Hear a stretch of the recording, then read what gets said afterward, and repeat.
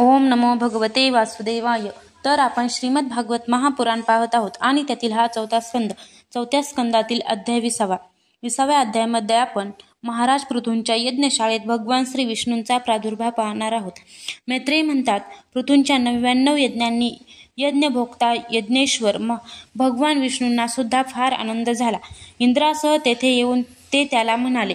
श्री भगवान म्हणाले, राजन, इंद्राने तुझ्या 100 अश्वमेध यज्ञ करण्याच्या संकल्पात विघ्न आणले. आता तो तुझी क्षमा मागत आहे. तू त्याला क्षमा कर. हे राजा, जे थोर पुरुष साधू आणि सद्बुद्धी संपन्न असतात ते दुसऱ्या जीवांचा द्रोह करीत नाहीत, कारण हे शरीर म्हणजे आत्मा नव्हे. जर तुझ्यासारखे लोक सुद्धा देवमायेने मोहित झाले तर समजावे की पुष्कळ दिवसपर्यंत ज्ञानीजनांच्या केलेल्या सेवेच्या मोबदल्यात केवळ श्रमच पदरी पडले. म्हणून ज्ञानी पुरुष या शरीराला अविद्या, वासना आणि कर्माचाच पुतळा समजून यामध्ये आसक्त होत नाहीत. अशा प्रकारे जो या शरीरातच आसक्त नाही तो विवेकी पुरुष या शरीराचे उत्पन्न केलेले घर, पुत्र, धन यामध्ये कशी ममता ठेवील. हा आत्मा एक, शुद्ध, स्वयंप्रकाश, निर्गुण, 3 गुणांचे आश्रयस्थान, सर्वव्यापक, माया आवरण शून्य, सर्वांचा साक्षी, तसेच दुसऱ्या आत्म्याने रहित आहे, म्हणून शरीरापासून भिन्न आहे.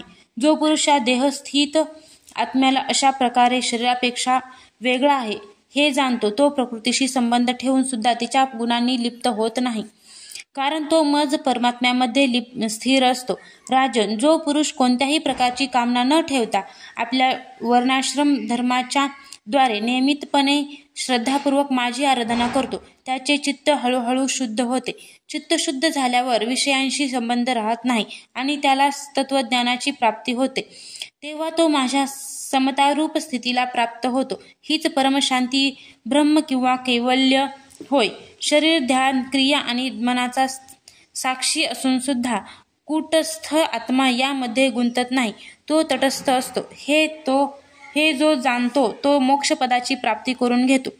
जन्ममरणरूप फेरा, पंचमहाभूते, इंद्रियांभिमानी देवता आणि चिदाभास या सर्वांचा मिलाप असलेल्या लिंग शरीरातला असतो. सर्वसाक्षी आत्म्याशी याचा काहीही संबंध नाही. यामध्ये दृढ प्रेम ठेवणारे बुद्धिमान पुरुष संपत्ती किंवा विपत्ती आली तरी काहीही हर्ष शोकांच्या अधीन होत नाहीत.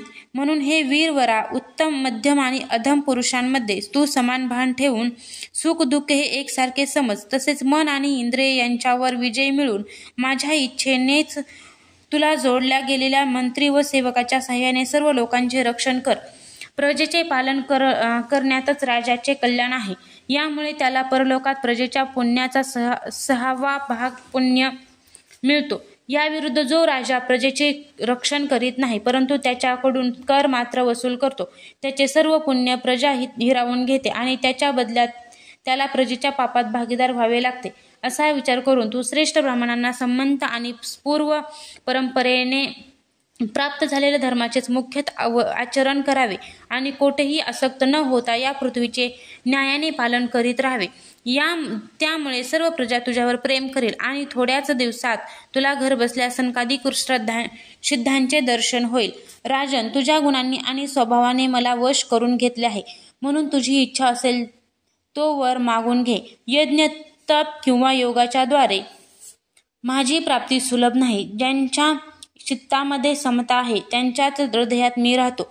मैत्रेय म्हणतात, सर्वांचे गुरु श्रीहरी यांनी असे म्हटल्यानंतर जगतविजयी पृथूने त्यांची आज्ञा शिरोधार्य मानली. देवराज इंद्र आपल्या कर्माने लज्जित होऊन त्याच्या चरणावर लोटांगण घालणार होता. तेवढ्यात राजाने त्याला प्रेमपूर्वक हृदयाशी धरले आणि त्याच्याविषयीचा द्वेष मनातून काढून टाकला. नंतर पृथ्वीने विश्वात्मा भक्तवत्सल भगवंतांचे पूजन केले आणि क्षणोक्षणी उचंबळणाऱ्या भक्तिभावात निमग्न होऊन प्रभूंचे चरण धरले. श्रीहरी तेथून जाऊ इच्छित होते परंतु पृथ्वीविषयींच्या भक्तवत्सल भावाने त्यांना तेथेच थांबिले. ते आपल्या कमल दलाप्रमाणे असणाऱ्या नेत्रांनी त्यांच्याकडे पाहतच राहिले. तेथून त्यांचा पाय निघेना. आदिराज पृथूंचे डोळे पाण्याने भरून आल्यामुळे तो भगवंताचे दर्शन घेऊ इच्छित नव्हता. इतकेच काय, पण कंठ सद्गदित झाल्या कारणाने काही बोलू शकत नव्हता. म्हणून त्याने त्यांना मनाने आलिंगन देऊन हृदयात घट्ट पकडून ठेवले आणि हात जोडून तो स्तब्ध उभा राहिला. यावेळी प्रभूंच्या चरणांचा स्पर्श पृथ्वीला झाला होता, पण भक्त प्रेमात तल्लीन झाल्यामुळे याचे त्यांना भान नव्हते. वास्तविक देवाच्या चरणांचा स्पर्श जमिनीला होत नाही. त्यांनी आपला हात गरुडाच्या उंच खांद्यावर ठेवला होता. पृथू डोळ्यातील अश्रू पुसून अतृप्त दृष्टीने त्यांच्याकडे पाहत बोलू लागला. पृथू म्हणाला, मोक्षपती प्रभो, आपण वर देणाऱ्या ब्रह्मादी देवांनाही वर देण्यास समर्थ आहात, पण बुद्धिमान मनुष्य देहाभिमान्यांनी भोगण्यायोग्य विषय आपल्याकडे कसे मागेल? ते तर नरकातील जीवांनाही मिळतात. म्हणून हे तुच्छ विषय मी आपणाकडे मागत नाही. हे नाथ, जेथे महापुरुषांच्या हृदयातून मुखावाटे बाहेर पडलेल्या शब्दांमध्ये आपल्या चरणकमलांचा मकरंद नाही, म्हणजे जेथे आपल्या कथा ऐकण्याचा आनंद मिळत नाही, अशा मोक्षपदाचीही मला इच्छा नाही. म्हणून माझी प्रार्थना आहे की मला 10,000 कान द्या, म्हणजे ज्यांनी मी आपले लीलागुण ऐकत राहीन. हे पुण्यकीर्ती प्रभो, आपले चरणकमल मकरंदरूपी अमृतकण घेऊन महापुरुषांच्या मुखातून जे वायू हे पुण्यकीर्ती प्रभू, आपले चरणकमल मकरंदरूपी अमृतकण घेऊन महापुरुषांच्या मुखातून जो वायू बाहेर पडतो त्यामध्ये एवढी शक्ती असते की आपल्या तत्वांचे विस्मरण झालेल्या आमच्यासारख्या अभाग्यांना तो पुन्हा तत्वज्ञान करून देतो. म्हणून मला दुसरा कोणताही वर नको. हे उत्तम कीर्तिमान प्रभो, सत्संगामध्ये आपले मंगलमय सुयश दैववशात एक वेळ ऐकून एखाद्या पशुबुद्धीचा पुरुष भले तृप्त हो, पण गुणग्राही ते कसे विसरू शकेल? सर्व प्रकारच्या पुरुषार्थांच्या सिद्धीसाठी स्वतः लक्ष्मी सुद्धा आपले सुयश ऐकू इच्छिते. आता लक्ष्मीप्रमाणे मी सुद्धा अत्यंत उत्सुकतेने सर्व गुणाधाम आपणा पुरुषोत्तमांची सेवाच करू इच्छितो.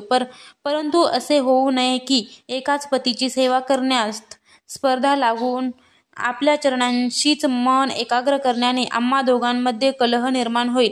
जगदीश्वरा, जगतजननी लक्ष्मीच्या हृदयाशी विरोध असण्याची शक्यता तर आहेच, कारण आपल्या ज्या सेवा कार्यात तिला प्रेम वाटते त्यासाठीच मी सुद्धा उत्सुक आहे. परंतु आपण दिनावर दया करणारे आहात, त्यांची तुच्छ कर्मे सुद्धा आदरयुक्त दृष्टीने पाहता. म्हणून मला आशा आहे की आमच्या भांडणात आपण माझीच बाजू घ्याल.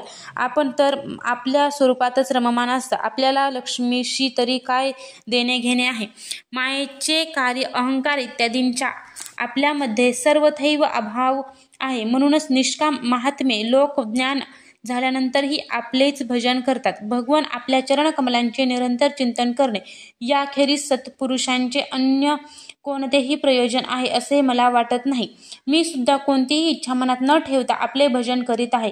आपण मला म्हणालात की वर माग. मला तर आपले हे बोलणे संसारातील मोहात पाडण्यासारखेच वाटते. एवढेच काय, आपल्या वेदरूप वाणीने सुद्धा जगाला बांधून ठेवले आहे. तर त्या वेदवाणीच्या दोरीने लोक बांधले गेले नसते तर मोहवश होऊन त्यांनी सकाम कर्म का केले असते? प्रभो, आपल्या मायेमुळेच मनुष्य आपल्या वास्तविक स्वरूपाला विन्मुख होऊन अज्ञानवश स्त्री पुरुष पुत्रादिकांची इच्छा करतो. असे असतानाही जसे पिता पुत्राने प्रार्थना न करताही स्वतःहून पुत्राचे कल्याण करतो, ज्याप्रमाणे आपणही आपल्या इच्छेची अपेक्षा न करता आमच्या हितासाठी स्वतःच प्रयत्न करावा. मैत्रेय म्हणतात, आदिराज पृथूने अशी स्तुती केल्यानंतर सर्वसाक्षी श्रीहरी त्याला म्हणाले, राजन, तुझी माझ्या ठिकाणी भक्ती असो ही मोठी सद्भाग्याची गोष्ट आहे की तुझे चित्त माझ्या ठिकाणी जडले आहे. असे झाले की तो मनुष्य तरुण जाण्यास कठीण अशी ही माझी माया पार करून जातो की जिला सोडणे किंवा जिच्या बंधनातून सुटणे अत्यंत कठीण आहे. तू आता दक्षतेने माझ्या आज्ञेचे पालन कर. हे राजा, जो मनुष्य माझ्या आज्ञेचे पालन करतो त्याचे सर्व ठिकाणी कल्याण होते. मैत्रेय म्हणतात, अशा प्रकारे भगवंतांनी राजर्षी पृथूंच्या सारयुक्त गूढ वचनांचा आदर केला. नंतर पृथूने त्यांची पूजा केल्यावर प्रभू त्यांच्यावर कृपा करून जाण्यास निघाले. महाराज पृथूने तेथे जे देव, ऋषी, पितर, गंधर्व, सिद्ध, चारण, नाग, किन्नर, अप्सरा, मनुष्य, पक्षी इत्यादी अनेक प्रकारचे प्राणी आणि भगवंताचे पार्षद आले होते. त्या सर्वांचे भगवत बुद्धीने भक्तिपूर्वक वाणी आणि धनाने हात जोडून पूजन केले. नंतर ते सर्वजण आपापल्या ठिकाणी गेले. भगवान अच्युत सुद्धा राजा पृथू आणि त्यांच्या पुरोहितांचे चित्त स्वतःकडे आकृष्ट करून घेत आपल्या धामाकडे गेले. नंतर अव्यक्त स्वरूप असूनही भक्तांसाठी आपले स्वरूप दाखवून अंतर्धान पावलेल्या देवाधिदेव भगवंतांना नमस्कार करून राजा पृथू सुद्धा आपल्या राजधानीकडे गेला. अध्याय 20 समाप्त.